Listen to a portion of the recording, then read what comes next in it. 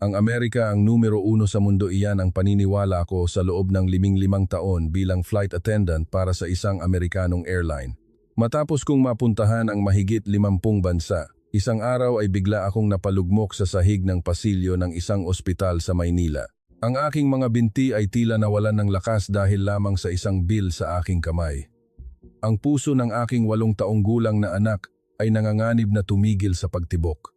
Ang sagot mula sa pinakamahusay na ospital sa New York ay napakawalang puso. Kailangang maghintay ng 2 taon para sa operasyon at tanging ang Diyos lang ang nakakaalam kung kaya pa ba itong tiisin ng anak ko. Dati akong babaeng lubos na naniniwalang walang lugar sa mundo ang hihigit pa sa Estados Unidos, ngunit isang pangungusap lang mula sa isang doktor sa Pilipinas ang tuluyang bumasag sa 15 taon kong pananalig. Pagkalipas ng 3 araw, maaari na nating operahan. 3 araw, 2 taon at 3 araw. 730 araw at 72 oras ang agwat sa estadistikang ito ang nagtakda sa tadhana ng isang bata. Tungkol naman sa gastos sa operasyon, sa sandaling makita ko ang numero sa bill mula sa ospital sa Maynila, ang pagmamalaki at karangalang naipon ko sa loob ng 15 taon ay dumaloy bilang mga luha.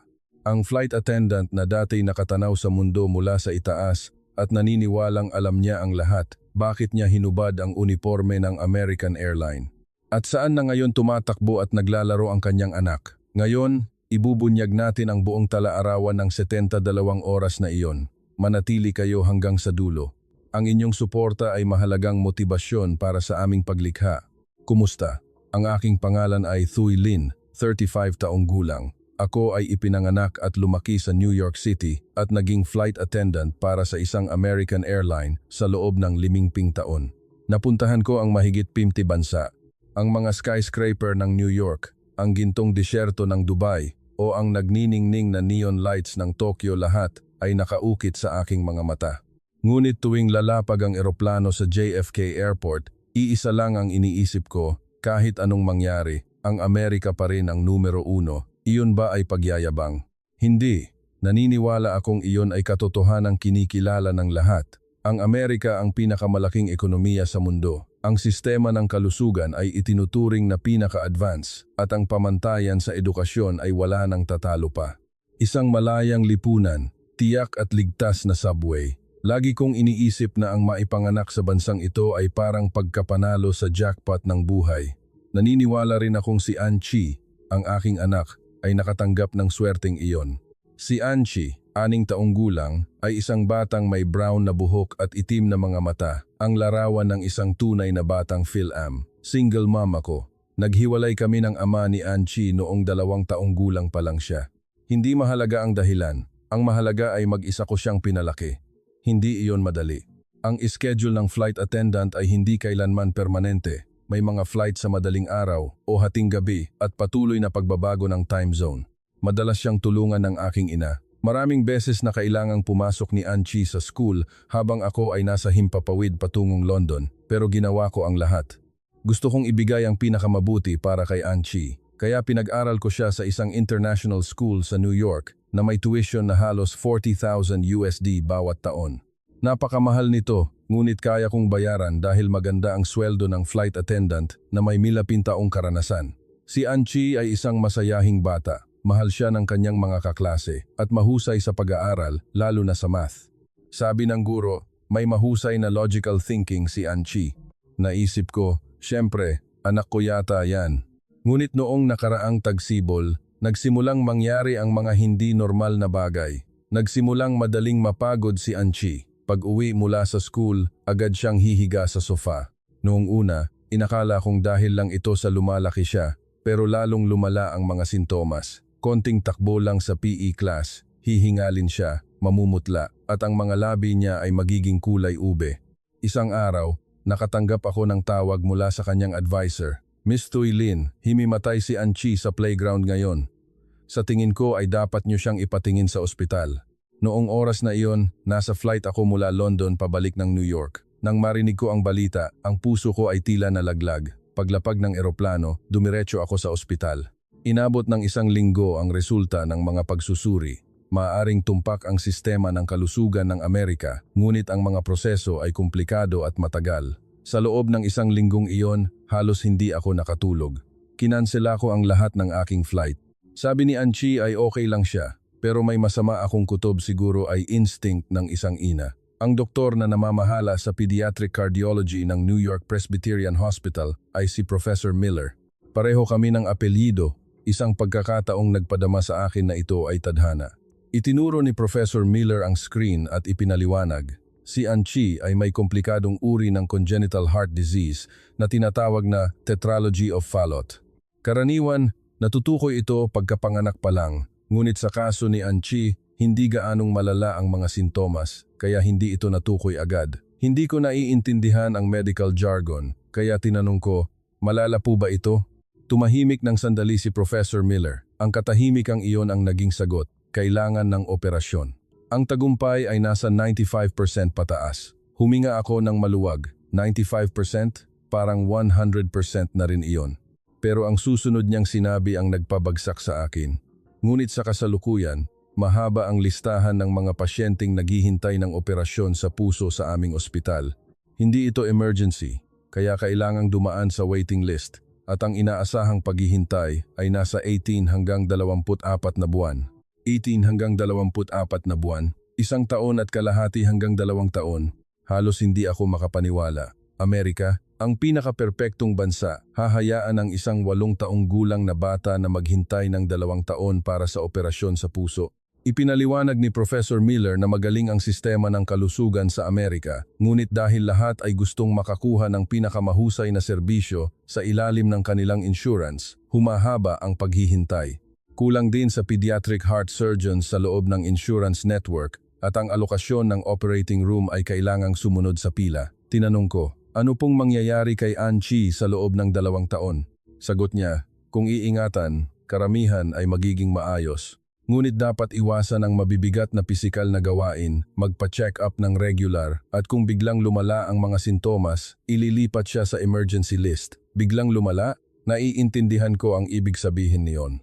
Kailangan bang hintayin na maging kritikal ang kalagayan bago maoperahan ng mas maaga? Anong klasing sistema ng kalusugan ito? Umuwi ako at umiyak buong gabi. Tulog na si Anchi. Pinagmasdan ko ang mapayapang mukha ng aking anak at naisip, kakayanin kaya ng batang ito ang 2 taon.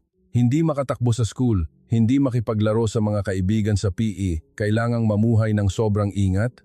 Dati akong naniwala sa sistema ng Amerika. Hindi dahil sa pagkabulag, kundi dahil sa pagtitiwala. Ang Amerika ang may pinakamataas na gastos sa kalusugan bawat tao sa mundo. Ang insurance ko pa lang ay higit $500 bawat buwan.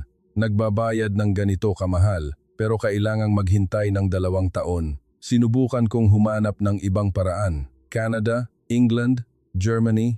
Naghanap ako sa internet. Nagpadala ng emails sa iba't ibang ospital. Pare-pareho ang sagot, mas matagal maghintay ang mga dayuhan at ang gastos ay napakalaki dahil hindi magagamit ang insurance. Ang Munich University Hospital sa Germany ay nagsabing 14 na buwan ang paghihintay at nasa €150,000 ang gastos. Paano naman ang ibang ospital sa Amerika? Naghanap ako sa Boston Children's Hospital o Philadelphia Children's Hospital. Mas maikli ang paghihintay, mga 2,003 buwan. Pero ang problema ay ang gastos tinatayang nasa $250,000 hanggang $400,000. Kahit nagtrabaho ako ng mabuti sa loob ng 15 taon, wala akong ganoong kalaking pera. Wala akong ibang pagpipilian kundi ang maghintay ng 2 taon sa Amerika. Hindi ko ipinaliwanag ang lahat kay Anchi. Sinabi ko lang na hindi masyadong malakas ang kanyang puso, kailangang uminom ng gamot at itigil muna ang sports sa school. Tumango si Anchi, "Nay, gagaling ba ako?" Sagot ko, "Siyempre gagaling ka. Ako ang bahala sa lahat." Kasinungalingan iyon. Wala akong magawa. Naglakbay ako sa 50 bansa, pero hindi ko kayang gamutin ang nag-iisang puso ng anak ko. Ang Amerika na pinaniwalaan kong numero 1 sa mundo ay hindi kayang tulungan ang anak ko.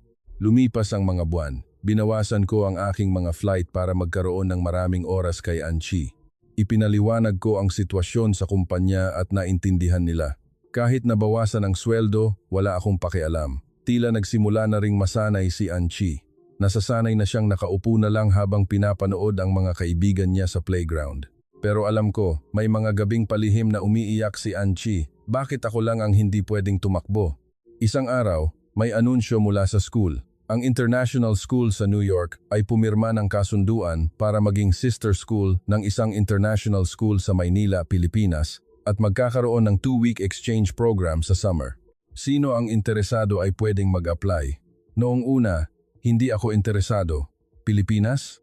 Sa totoo lang, hindi ko masyadong alam ang tungkol sa Pilipinas. Ang alam ko lang ay masarap ang pagkain at maganda ang mga dalampasigan. Minsan ay dumaan lang ako sa Ninoy Aquino International Airport, pero hindi pa ako tunay na nakapasok sa bansang ito. Para sa akin, isa lang itong stopover, pero nagliwanag ang mga mata ni Anchi nang makita ang anunsyo. Nay, gusto kong pumunta sa Pilipinas. Bakit? Tanong ko. Sabi ni Anchi, ang kaklase ko, si Lynn, galing sa Pilipinas. Sabi niya, masarap daw ang pagkaing Pinoy, may mga night market pa. Gusto kong makita. Napangiti ako. Night market? Hindi ako sigurado. Nagmakaawa si Anchi nang walang tigil. Nay, gusto ko talagang pumunta. Hindi bale nang hindi makatakbo sa PE. Gusto ko lang pumunta sa Pilipinas para kumain ng masasarap. Nag-alinlangan ako dahil sa kalusugan ni Anchi. Kakayanin ba niya ang biyahe? Tinanong ko si Professor Miller. Sabi niya, ang pagbibiyahe sa eroplano ay walang problema. Basta iwasan ang mabibigat na aktibidad at uminom ng gamot sa oras. Para sigurado, tingnan niyo ang mga ospital doon, payo niya. Nagdesisyon akong sige na nga, pumayag na. Gusto ko ring magbago ng hangin, ang pagkakulong sa bahay at pag-aalala araw-araw ay nakakapagod. Nakipag-ugnayan ako sa school. Sabi nila, pwedeng sumama ang magulang. Ang pagiging flight attendant ko ay bentahe, kaya kami ni Anchi ay nag-book ng flight patungong Maynila. Hindi ko alam noong oras na iyon na ang flight na iyon ang babago sa buhay namin habang buhay. Sa eroplano patungong Maynila, tumingin ako sa labas ng bintana. Lumulubog ang araw sa likod ng mga ulap, isang eksenang nakita ko na ng daan-daang beses sa loob ng 15 taon, pero noong araw na iyon, tila napakaganda. Si Anchi, na nakaupo sa tabi ko, ay nag-aaral ng basic Filipino sa kanyang tablet. Kamusta po? Salamat. Masarap. Kahit hindi pa malinaw ang boses, napaka-cute ng kanyang pagsisikap. Ang flight na ito ay isa sa mga pambihirang pagkakataon na ako ay isang ordinaryong pasahero. Karaniwan, nakatayo ako sa aisle para magsilbi ng inumin, mag-check ng seatbelt at magsiguro ng kaayusan. Pero ngayon, nakaupo lang ako at naghihintay ng pagkain. Isang kakaibang pakiramdam, parang nakapagpahinga ako sa himpapawid sa unang pagkakataon sa loob ng 15 taon. Nay, gaano katagal ang biyahe papuntang Maynila? Mga 19 na oras, anak. Aalis tayo ng gabi at darating ng umaga. Tumango si Anchi at bumalik sa pag-aaral. Tiningnan ko ang anak ko at nanalangin. Sana ang biyaheng ito ay maging magandang alaala para kay Anchi sa gitna ng mahirap na paghihintay ng operasyon. Kahit papaano, sana ang 2 linggong ito ay mapuno ng kaligayahan. Inilabas ang pagkain sa eroplano, may manok at pasta. Pinili ko ang manok at si Anchi naman ay pasta. Tinikman ni Anchi ang isang subo at napangiwi. Hindi masarap. Iling ni Anchi. Mas masarap pa ang pagkain sa school. Napangiti ako. Siyempre, ganyan talaga ang pagkain sa eroplano. Noong oras na iyon, may isang lalaking dumaan sa aisle. Siya ay nasa 60 seconds, mukhang Pilipino. Nakasuit siya at may ID na nakasabit sa leeg. Nasulyapan ko ang nakasulat sa ID, Philippine Heart Center, Pediatric Heart Surgery Department. Bumilis ang tibok ng puso ko, Pediatric Heart Surgery Department. Tiningnan ko nang walang malay ang lalaki. Siguro ay naramdaman niya ang aking tingin kaya lumingon siya. Nagtama ang aming mga mata. Mabilis akong yumuko dahil nahiya ako sa pagiging bastos ko. Pero ang lalaki ang naunang bumati. Ikaw ba ay flight attendant ng American Airline? Nagulat ako. Paano niyo po nalaman? Ngumiti ang lalaki. Nakita ko ang ID ng airline sa iyong bag. Ako rin ay pauwi galing sa isang medical conference sa New York. Ah, ganoon po ba? Naramdaman ko na parang may itinadhana. Isang pediatric heart surgeon na nakaupo sa tabi ko, inabot niya ang kanyang calling card. Dr. Nguyen Van Min, Philippine Heart Center, Head of Pediatric Heart Surgery Department. Conference po? Tanong ko. Oo, may conference ang European Society of Pediatric Cardiology sa New York. Nagpresent ako ng aking research. Sa sandaling iyon, nagdesisyon ako. Kung hindi niyo po mamasamain, pwede po ba akong humingi ng opinyon? Tumango si Dr. Min, ang anak ko po ay may sakit sa puso, tetralogy of Fallot. Nagbago ang mukha ni Dr. Min at naging seryoso. Gaano na katagal mula nang ma-diagnose siya? Mga 6 na buwan po. Nakaschedule na ba ang operasyon? Huminga ako ng malalim. Iyan nga po ang problema. Kailangan pang maghintay ng 16-24 na buwan. Nanlaki ang mga mata ni Dr. Min, 24 na buwan.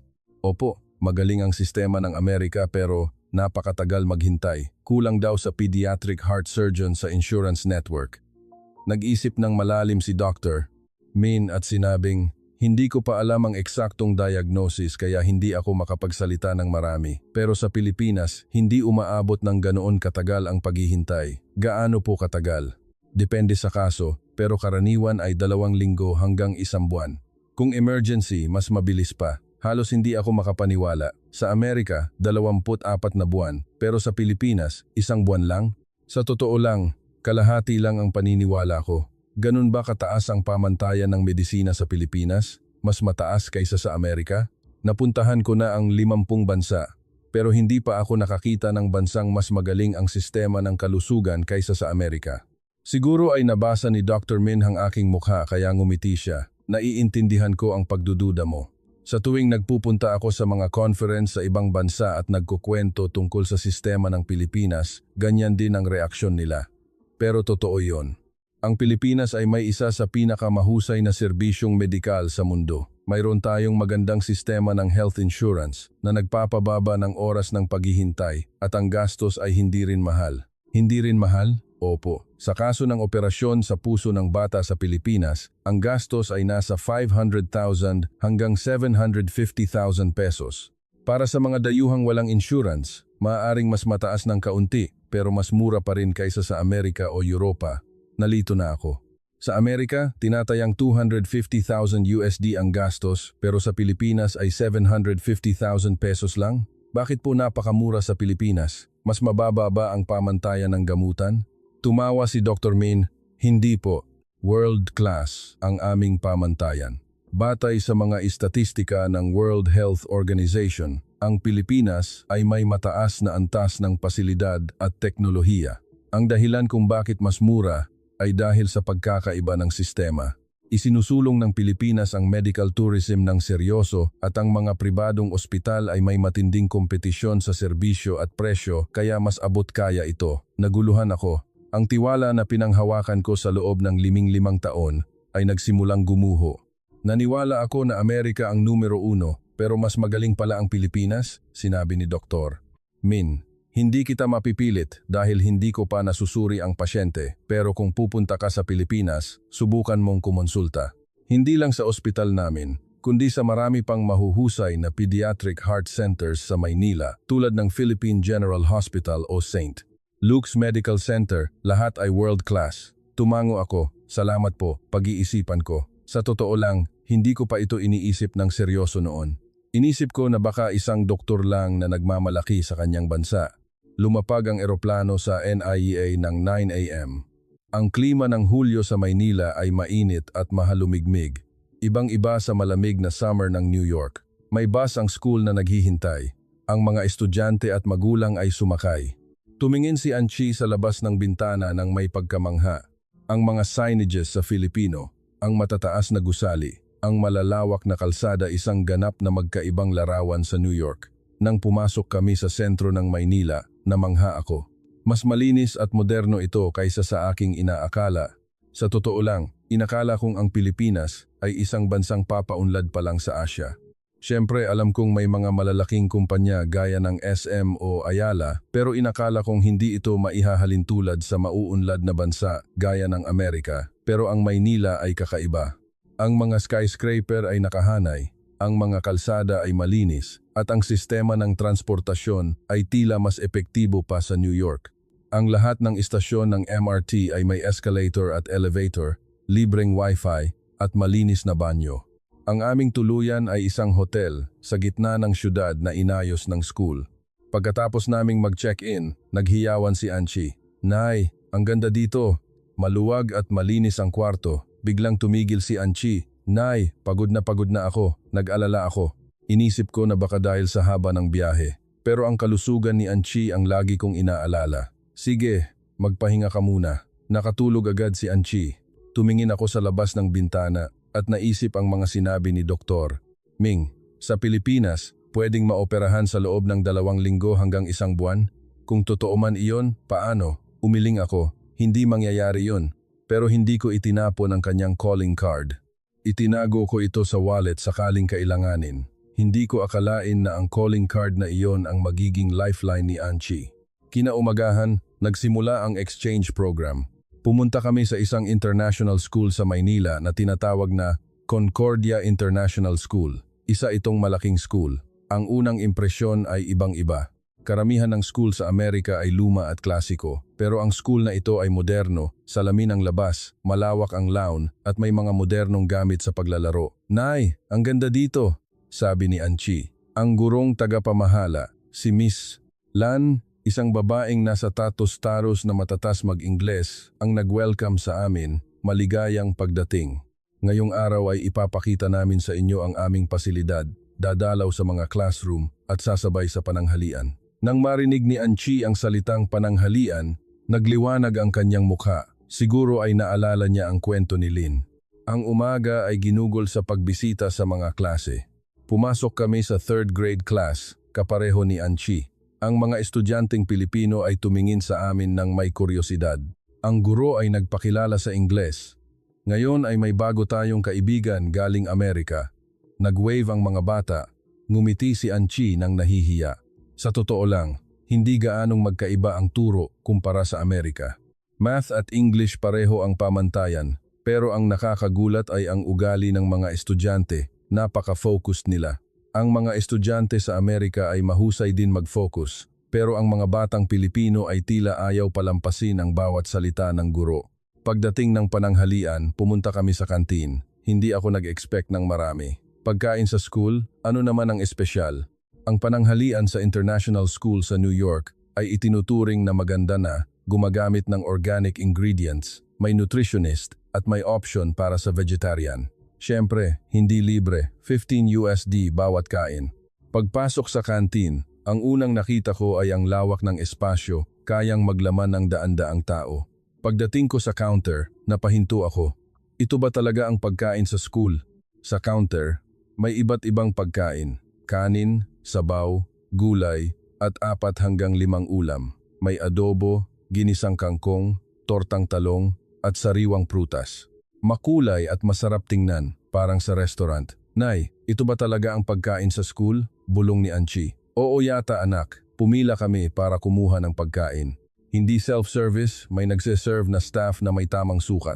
Tinanong pa niya kung gusto ng marami o kaunting kanin. Kahit normal lang po, sabi ko. Ang tray ay napuno ng masasarap na ulam. Nang tikman ko ang unang subo, nagulat ako. Masarap. Ang adobo ay malinamnam, ang kangkong ay malutong, ang tortang talong ay malambot. Sabi ni Anchi, Nay, mas masarap ito kaysa sa pagkain sa New York. Napilitan akong umamin na mas masarap nga talaga ito. At ang nakakagulat pa ay ang presyo. Tinanong ko si Miss Lan, kailangan pa bang magbayad para sa pananghalian? Ngumiti si Miss Lan. Hindi po. Kasama na ito sa tuition. Kasama sa tuition? Sa New York, nagbabayad kami ng $20 bawat kain. Pero dito ay kasama na at ang daming pagpipilian at masarap pa. Ipinaliwanag ni Miss Lan. Ang pananghalian sa school sa Pilipinas ay may nutritionist na gumagawa ng menu araw-araw at niluluto ng sariwa sa kusina ng school, hindi galing sa labas. Gumagamit kami ng mga sariwang sangkap araw-araw. Tumingin ako sa paligid. Ang mga estudyanteng Pilipino ay kumakain na parang normal lang ito. Naiinggit ako. Maraming bata sa Amerika ang kailangang magbaon dahil napakamahal ng pagkain sa school. Inubos ni Anchi ang kanyang pagkain at sinabing, Nay, gusto kong mag-aral sa school na ito. Talaga? Oo, dahil masarap ang pagkain at mababait ang mga kaibigan. Pagkatapos ng pananghalian, naglakad-lakad kami sa playground. Ang mga bata ay tumatakbo, naglalaro ng football at patintero. Tiningnan ni Anchi ang eksenang iyon ng may pagkainggit. Nasaktan ang puso ko. Gusto rin sanang tumakbo ni Anchi, pero dahil sa kanyang sakit sa puso, hindi pwede. Pero biglang natumba si Anchi, namutla at pinawisan. Anchi, anong nangyari? Nay, nahihilo ako ng kaunti, mahinang sabi niya. Dinala ko siya sa upuan, chinek ang pulso, At mabilis ang tibok nito. Ito ang sintomas na nangyari na ng 2 beses sa Amerika kapag napapagod ang puso. Mabilis na lumapit si Miss. Lan, okay lang ba siya? Saan ang masakit? Ipinaliwanag ko, ang anak ko ay may sakit sa puso. Kailangan sigurong magpahinga. May nurse po sa clinic, sabi niya. Tumango ako at dinala si Anchi sa clinic. Malinis din ang clinic at kumpleto sa gamit. Pinahiga siya ng nurse at chinek ang blood pressure, oxygen saturation at pulso. Mabilis pa rin, pero hindi pa kritikal.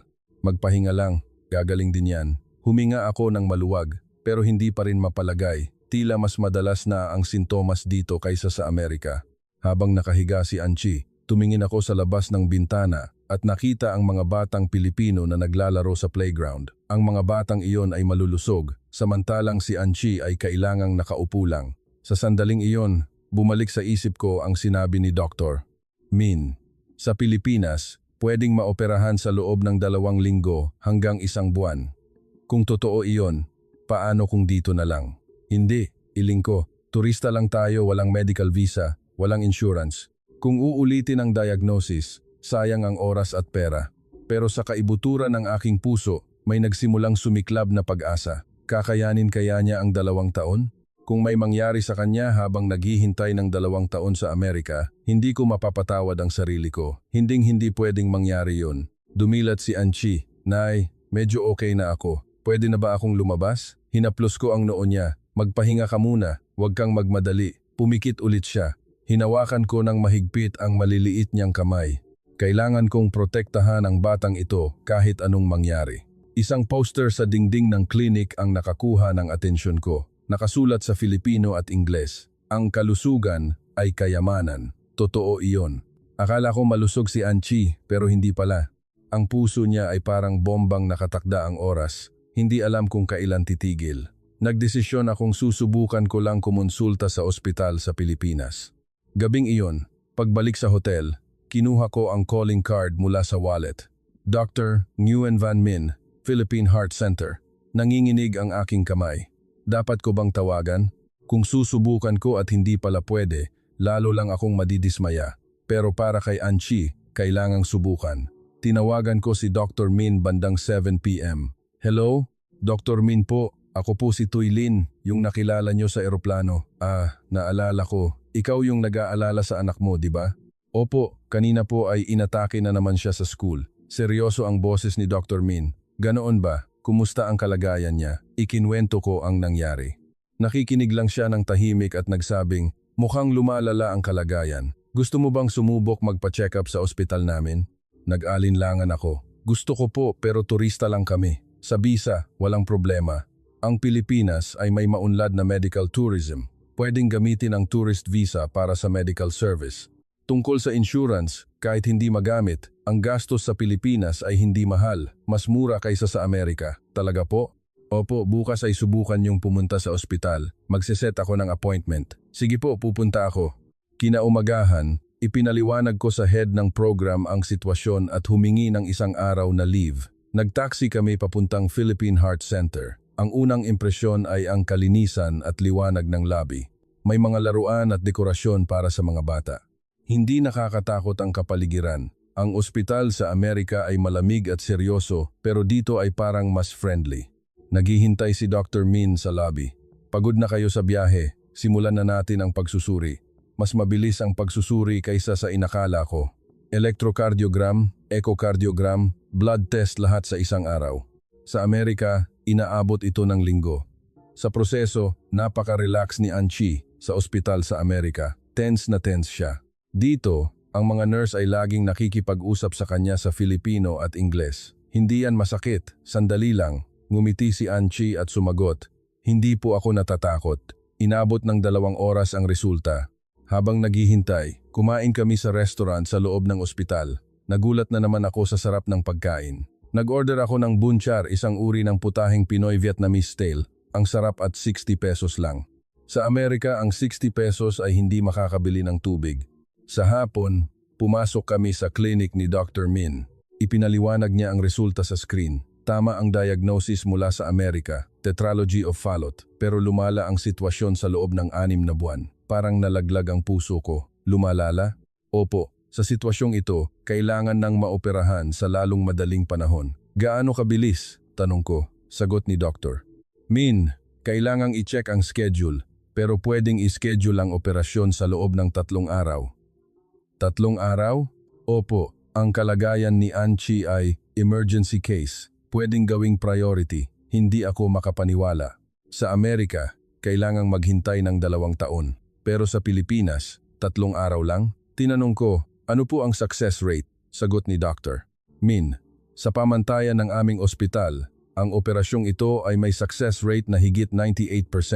Siyempre, depende sa kondisyon ng bata, pero sa kaso ni Anchi, ang kanyang pangkalahatang kalusugan ay mabuti, 98%. Opo, ang pediatric heart surgery sa Pilipinas ay nasa world-class level. Doktor, tanong lang po ng tapat, bakit sa Pilipinas ay mas mabilis kaysa sa Amerika? Mas marami ba ang doktor o kakaunti ang pasyente? Nag-isip ng malalim si Doktor. Ming, maraming dahilan. Una, ang Pilipinas ay may mataas na bilang ng mga doktor bawat tao, lalo na sa pediatric cardiology. Pangalawa, ang sistema ay nagpapahalaga sa efficiency. Pangatlo, ang structure ng gastos ay abot kaya madaling makakuha ng serbisyo. Naintindihan ko na, iba ang sistema. Ano po ang tinatayang gastos? Ang eksaktong halaga ay itatanong pa sa admin, pero para sa dayuhan, tinatayang nasa 500,000 hanggang 750,000 pesos. 500,000 hanggang 750,000 pesos. Opo, sinubukan kong mag-compute. Sa Amerika, 250,000 USD, dito ay 750,000 pesos lang, halos 10 beses ang mura.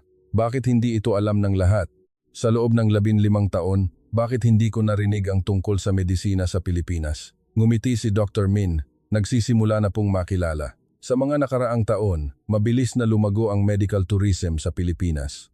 Maraming pasyente mula sa Middle East, Russia, China, at pati mula sa Europa at Amerika ang pumupunta rito para sa cancer treatment, heart surgery, at plastic surgery. Kailangan ko nang magdesisyon. Iuuwi ko ba si Anchi para maghintay ng 2 taon sa Amerika o dito na ooperahan? Malinaw na ang sagot. Doktor, dito na lang po namin ipapa-operate si Anchi. Pakisuyo po. Tumango si Doktor. Min, sige, bukas ay magkakaroon tayo ng check-up bago ang operasyon at sa makalawa ay ang operasyon. Sa sandaling iyon, bumuhos ang mga luha ko. Ang 6 na buwang paghihirap ay natapos na. Hinawakan ni Anchi ang kamay ko. Nay, bakit ka umiiyak? Masaya lang ako anak, gagaling ka na. Nagliwanag ang mukha ni Anchi. Talaga? Makakatakbo na ako? Oo, takbo ka ng takbo. Ngumiti si Anchi ng malapad. Sa sandaling makita ko ang ngiting iyon, naniwala akong ang pagpunta sa Pilipinas ay tadhana. 2 araw bago ang operasyon, lumipat kami sa isang guest house malapit sa ospital, 10 minutong lakad lang. Para ito sa mga pamilya ng dayuhang pasyente, abot kaya at malinis. 1,500 pesos bawat gabi. Sa guest house, maraming tao mula sa iba't ibang bansa, may mag-asawang Ruso, isang lola at apo mula sa China at pamilya mula sa Kazakhstan. Lahat sila ay nagpunta sa Pilipinas para sa medical services. Nakipag-usap ako sa mag-asawang Ruso, si Alexei at Natalia. Ang anak nila ay may leukemia, mahirap ang gamutan sa Russia kaya pumunta sila rito. Sa Russia, kailangang maghintay ng 6 na buwan pero malala na ang sitwasyon ng anak namin kaya pumunta kami agad rito, sabi ni Alexei. Kamusta ang resulta? Napakabuti. Gumaling na ang anak ko. Ang mga doktor dito ay magaling at mababait. Dagdag pa ni Natalia, mas mura rin kaysa sa inaasahan namin sa Russia. Ang mga salitang iyon ay nagbigay sa akin ng kumpiyansa. Gabi bago ang operasyon, hindi ako nakatulog. Tulog si Anchi sa tabi ko. Pinagmasdan ko ang mukha ng aking anak at nanalangin. Tinawagan ko ang aking ina sa Amerika. Talaga bang ooperahan sa Pilipinas? Hindi ba mas ligtas sa Amerika? Nay, sa Amerika kailangang maghintay ng 2 taon, baka hindi kayanin ni Anchi. Pero sa Pilipinas, 3 araw lang at 98% ang success rate. Huminga ng malalim ang nanay ko, kung desidido ka, magtitiwala ako sa iyo. Ipagkatiwala mo sa akin si Anchi pagbalik nyo. Umaga ng operasyon, pumunta kami sa ospital. Ipinaliwanag ni Doktor. Ming ang mga huling hakbang. Ang operasyon ay tatagal ng 4 hanggang 5 oras. Bubuksan ang puso para ayusin ang depekto. Pagkatapos ng anesthesia, bantayan sa ICU ng 1,002 araw. May panganib po ba? Lahat ng operasyon ay may panganib, pero ang aming team ay may karanasan na sa daan-daang ganitong operasyon. Isinuot ni Anchi ang damit para sa operasyon. Kay liit niya, niyakap ko siya ng mahigpit. Anak, matulog ka lang sandali. Pagising mo, ayos na ang lahat. Huwag kang matakot. Tumango si Anchi. Hindi ako natatakot, Nay. Ang salitang iyon ang bumasag sa puso ko. Isang 8 taong gulang na bata, nasasailalim sa operasyon sa puso pero ang tapang-tapang habang ako ay takot na takot. Ipinasok si Anchi sa operating room. Pagkasara ng pinto, nanghina ang mga binti ko at napaupo sa upuan. Nagsimula ang paghihintay. 1 oras, 2 oras, ang bagal ng oras. Gusto kong uminom ng kape pero nanginginig ang kamay ko. Nang matapos ang 4 na oras, may lumabas na nurse. Miss Tuylin, okay na po ang operasyon. Tumayo ako agad. Salamat. Pagkalipas ng 5 oras, lumabas si doktor. Tinanggal ang mask at lumapit sa akin. Naging matagumpay ang operasyon. Sa isang pangungusap lang na iyon, napalugmok ako sa sahig. Hindi ko mapigilan ang mga luha ko. Inayos na namin ang depekto. Normal na ang daloy ng dugo. Bantayan muna sa ICU ng 1,002 araw. Hindi ako makapagsalita. Umiyak lang ako. Ang bangungot sa loob ng 6 na buwan ay natapos na. Iniligtas si Anchi. Nakita ko si Anchi sa ICU. Puno ng mga tubo ang maliit niyang katawan, pero humihinga siya. Ang puso niya ay tumitibok na ng normal. Umiyak ako habang nakatingin sa salamin. Salamat, Dr. Min. Salamat sa ospital na ito. Sa loob ng 15 taon na paglalakbay sa 50 bansa, naniwala akong Amerika ang numero 1, pero sa araw na iyon sa hallway ng ospital sa Maynila, na-realize ko na mali ang aking paniniwala. Napakarami pang bagay sa mundo na hindi ko alam. Mas mabilis gumaling si Anchi kaysa inaasahan. Isang gabi lang siya sa ICU, pagka umaga ay nilipat na sa regular recovery room. Nagulat ang mga doktor na mabilis siyang nakabawi. Nay, gutom na ako, sabi ni Anchi nang makita niya ako. Gutom? 1 araw pa lang matapos ang operasyon, gutom na agad? Matapang talaga ang anak ko. Ang pagkain sa ospital ay lugaw na may side dish, pero inubos niya, masarap daw. Sabi ng nurse. Ang bilis ng paggaling niya, sa loob ng 1 linggo, pwede na kayong umuwi. 1 linggo? Opo, mabilis ang recover niya. Salamat, sabi ko. Ang nurse ay ngumiti. Kami ang dapat magpasalamat sa pagpunta niyo rito. Ang mga Pilipino ay talagang mababait. Ang lahat ng doktor, nurse at staff ay inalagaan si Anchi na parang pamilya. Sa panahong iyon, kumakain kami ng pagkain sa ospital, may sinigang, may isda, bagamat iba ang lasa sa pagkain sa Amerika, mabilis kaming nasanay. Lalo na si Anchi, nagsimulang magustuhan ang lumpiang sariwa. Nay, kung babalik tayo sa Amerika, bumili tayo ng lumpia, ha? Sa 2 araw ng recovery, nakaupo na si Anchi sa kama. Tumingin siya sa bintana. Nay, gusto ko nang lumabas. Hindi pa pwede, kailangan pang magpahinga. Nakakabagot po eh. Gusto kong makita ang mga kaibigan ko. Kaya tinawagan ko ang teacher sa exchange program. Kinabukasan, dinalaw siya ng mga kaibigan niya, pati ang mga batang Pilipino, may dalang bulaklak at chocolate. Ang saya-saya ni Anchi. Pagaling ka ha, para makalaro na tayo, sabi ng mga batang Pilipino. Narinig ko ang translation at napaiyak na naman ako. Hindi ko alam kung kailan ko huling nakita si Anchi na ganyan kasaya. Sa Amerika, mag-isa lang siya sa upuan, pero ngayon, tumatawa siya ng malakas. Sa 5 araw ng recovery, chinek ni Dr. Min ang status. Perfect ang recovery. Sa makalawa, pwede na kayong lumabas. Pero magstay muna kayo sa Pilipinas ng 1 linggo para makapag-rest ng husto bago bumiyahe. Tumango ako, maraming salamat po talaga. Sa araw ng discharge, pumunta ako sa admin office para magbayad. Ang total ay 750,000 pesos. Tinitigan ko ang bill ng matagal. Sa Amerika, 250,000 USD, pero dito ay 750,000 pesos lang. Wala pang 10 bahagi ng presyo sa Amerika ang nagligtas sa buhay ng anak ko. Umiyak ako sa hallway habang hawak ang bill. Nay, bakit ka na naman umiiyak? Masaya lang ako, anak. Pagkatapos ng discharge, nanatili kami ng 1 linggo sa guest house. Mas lalong bumuti ang kalagayan ni Anchi. Ang dating maputla niyang balat ay bumalik ang kulay at may isang milagro na nangyari. Nagsimulang tumakbo si Anchi. Tumatakbo siya sa maliit na parke sa harap ng guest house nang hindi hinihingal. Nay, nakakatakbo na ako. Tumawa si Anchi. Napaupo ako sa upuan habang pinapanood siya. Ito ba ay panaginip?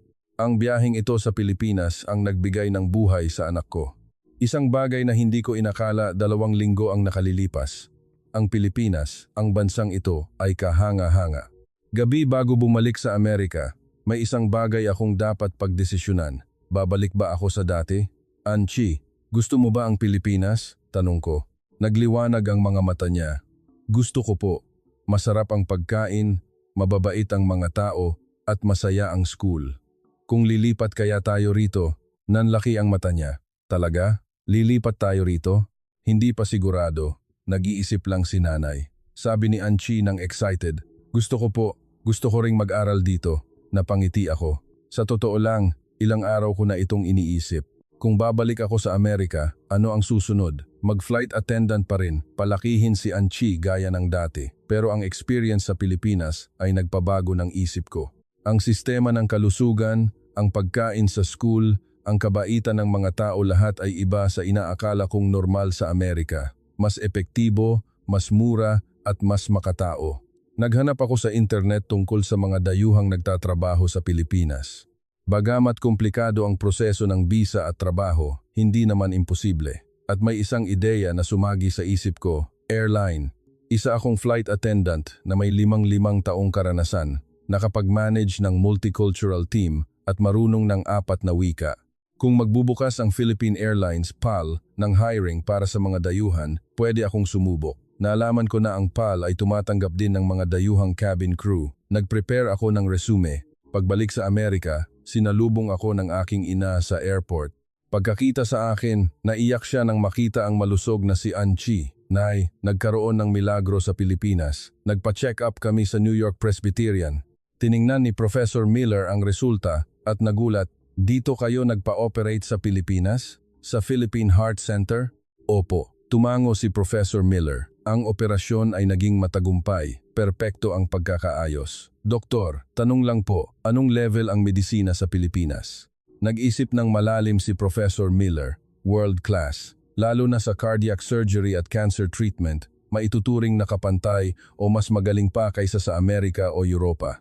Ang mabilis na pag-unlad ng Pilipinas sa medisina ay alam ng marami sa medical field, bakit hindi ko po nalaman. Bakit niyo ako pinaghintay ng 2 taon nang hindi sinasabing may opsyon sa Pilipinas?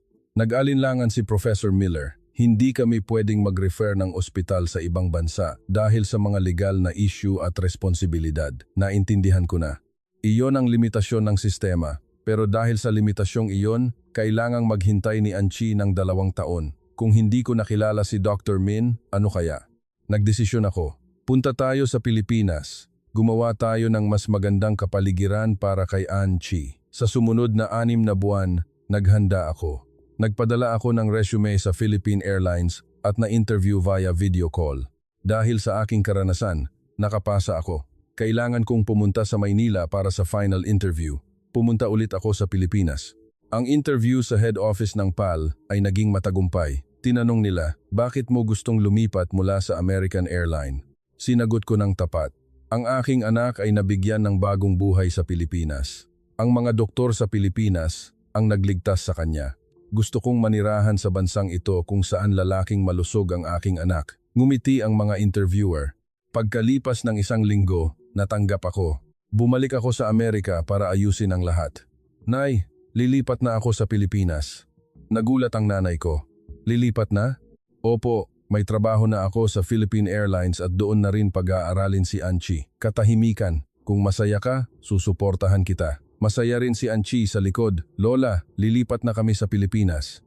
Pagdating namin sa Anaya, ang asul na langit ng Taglagas sa Pilipinas ay napakaganda. Lumipat kami sa isang maliit na kondo sa sentro na suportado ng Philippine Airlines. Si Anchi ay pumasok sa international school.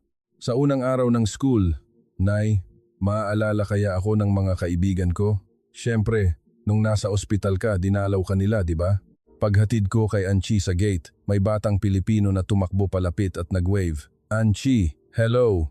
Pagkakita ko sa eksenang iyon, naiyak na naman ako. Ang pag-wave ni Anchi at ang pagpasok niya sa school ay parang normal lang na eksena, pero para sa akin, isa itong milagro. Pag-uwi ni Anchi, Nay, tumakbo na naman ako sa PE class ngayon. Nakapag-football pa ako. Magaling. Niyakap ko siya. At kumain din ako ng pananghalian, masarap ang bunchar. Napangiti ako. Mabuti naman, nagsimula na rin akong magtrabaho sa Philippine Airlines. Nung una, hindi pa masyadong sanay dahil hindi pa ako marunong magtagalog, pero ang mga katrabaho ko ay napakabait at matulungin. Nagsimula na rin akong mag-aral ng Tagalog ng dahan-dahan. Lumipas ang mga buwan, pareho kaming nasanay ni Anchi sa buhay sa Pilipinas. Mabilis mag-aral ng wika ang mga bata. Tuwing nakikita ko siyang nakikipag-usap sa mga kaibigan niya sa Tagalog, naiiyak ako. Dati, nakasuot ako ng uniforme ng American Airline, pero ngayon, uniforme na ng Philippine Airlines. Sabi ng mga kasamahan ko, ang violet na uniforme ay bagay sa akin. Sa mga biyahe, kung minsan ay nakakarating din ako sa Amerika. Paglapag sa JFK, bumabalik ang mga alaala. Doon ako ipinanganak at lumaki, pero ngayon, bumabalik ako bilang isang bisita. Kamusta ang buhay sa Pilipinas? Tanong ng nanay ko. Masaya po, Nay. Napakaganda. Si Anchi, masaya rin siya. Ang daming kaibigan. Ngumiti ang nanay ko. 1 taon ang nakalipas, dumating ang time para sa check-up ni Anchi. Perfect, sabi ni doctor. Ming pagkakita sa resulta. Normal na ang function ng puso niya. Pwede na siyang mabuhay gaya ng ibang bata. Umiyak na naman ako. Salamat, Doc. Ako ang dapat magpasalamat. Ang makita si Anchi na lumaking malusog ay aking pagmamalaki, sabi ni Dr. Min. Paglabas ng ospital, Nay, magaling na ako ng tuluyan, di ba? Oo, magaling ka na. Pwede na ba akong mag-marathon? Pwede mo nang gawin ang lahat, ngumiti ako. Wow, paglaki ko, magdodoktor ako gaya ni Dr. Min. Ang salitang iyon ang nagpakilig sa akin. Isang bata na 1 taon ang nakalipas ay naghihintay ng operasyon pero ngayon gustong maging doktor. Ang Pilipinas ay nagbigay ng bagong buhay sa amin. Isang bansang hindi ko kilala sa loob ng 15 taon na paglalakbay pero ngayon ay naging tahanan ko na. Masaya ako sa sandaling ito sa ilalim ng langit ng Maynila, suot ang uniforme ng Philippine Airlines at kasama ang aking malusog na anak. Ano pa ang hahanapin ko? Minsan, naiisip ko, kung hindi ko nakilala si Dr. Min, kung hindi sinabi ni Anchi na gusto niya sa Pilipinas, tadhana iyon. Ang pagtatagpo namin ni Anchi sa Pilipinas ay tadhana.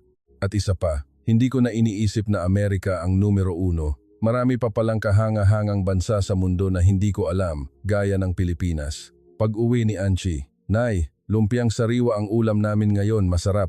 Talaga? Nakita ko sa labas ng bintana ang paglubog ng araw sa Maynila, ang pulang liwanag na nagpapakulay sa langit. Napakaganda. Sabi ko sa sarili ko, salamat. Ito ang kwento ni Thuy Linh, isang Amerikanang flight attendant at ang kanyang anak na si Anchi. Ang katotohanan na natuklasan ng isang airline expert na naglakbay sa 50 bansa sa loob ng 15 taon, maghintay ng 2 taon sa Amerika pero 3 araw lang sa Pilipinas.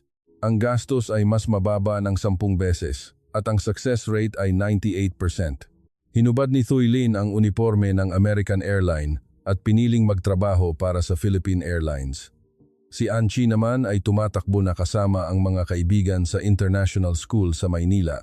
Ang kwentong ito ay hindi lang tungkol sa husay ng sistema ng kalusugan sa Pilipinas, kundi tungkol sa pagtuklas sa mga bagay na akala natin ay normal. Batay sa istatistika, ang Pilipinas ay isa sa mga nangungunang destinasyon sa mundo para sa medical tourism dahil sa accessibility, success rate, at cost efficiency. Taon-taon, daan-daang libong dayuhang pasyente ang pumupunta rito at marami sa kanila ang gaya ni Thuy Linh na natuklasan ang Pilipinas at nanatili na rito. Kung nagustuhan nyo ang video na ito, i-follow at i-like. Ang inyong suporta ay motibasyon namin. Hanggang sa muli sa susunod na kwento. Salamat.